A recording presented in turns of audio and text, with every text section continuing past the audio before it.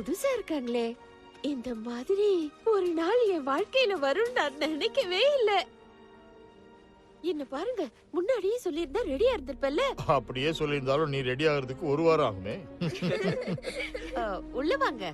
என் சமையல சாப்பிட்டு பாத்தீங்கன்னா இங்க இருந்து போகவே மனசு வராது. ஜாக்கிரதை, பாத்து வாங்க. போட்டது போட்டபடி கிடக்கு. ஏதாவது உதவி செய்யுங்கன்னு அசையவே மாட்டாரு.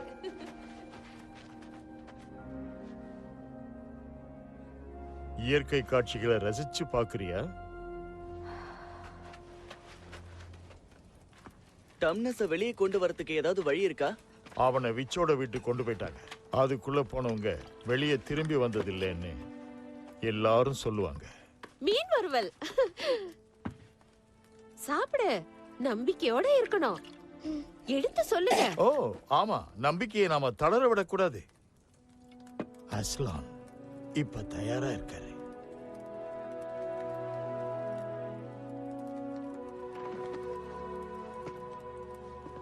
யாரது அஸ்லான்? யார் அது அஸ்லானா? ரொம்ப துணிச்சல் தான் உனக்கு.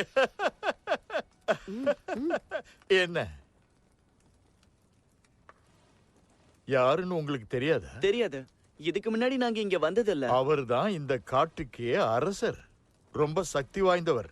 நார்னியாவோட உண்மையான அரசர். இங்க இருந்து போய் ரொம்ப நாளாச்சு. இப்பதான் திரும்பி வந்திருக்காரு. உங்களுக்காக கல்மேடு பக்கத்துல காத்துக்கிட்டு இருக்காரு. எங்களுக்காக காத்திருக்காரா? நீ என்ன தமாஷ் பண்றியா? அந்த தீர்க்க தரிசனத்தை பத்தி உங்களுக்கு ஒண்ணு தெரியல. விளக்கமா சொல்லுங்க. நல்லா கேளுங்க. அஸ்லான் திரும்பி வந்தது, டம்னஸ் கைதானது, அந்த ரகசிய போலீஸ், இது எல்லாமே உங்களால தான் நடக்குது. எங்களை குற்றம் சொல்றீங்களா? இல்ல, குற்றம் சொல்லல, நன்றி சொல்றோம். தீர்க்க தரிசனம் என்னன்னா, ஆதாமின் தசையும் ஆதாமின் எலும்பும் கேர் பாரவல் சிம்மாசனத்தில் அமரும் போது தீய சக்திகளின் காலம் முடிந்து அவை அழியும். நீங்க சொல்றது எதுகை முனையில? ஆமா, இல்லதான். ஆனா பொருளை புரிஞ்சுக்கங்க.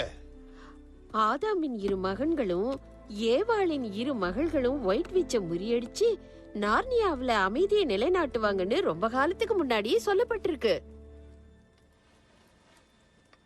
அது நாங்க தான் நினைக்கிறீங்களா? இருக்கலாம். அஸ்லான் உங்களுக்காக படைய தயார் பண்ணிட்டு இருக்காரு. எங்க படையா? நாம யுத்த களத்துல இருக்க கூடாதுன்னு தானே அம்மா நம்மள வெளியூர் அனுப்புனாங்க. நீங்க எங்களை தப்பா புரிஞ்சுக்கிட்டீங்க.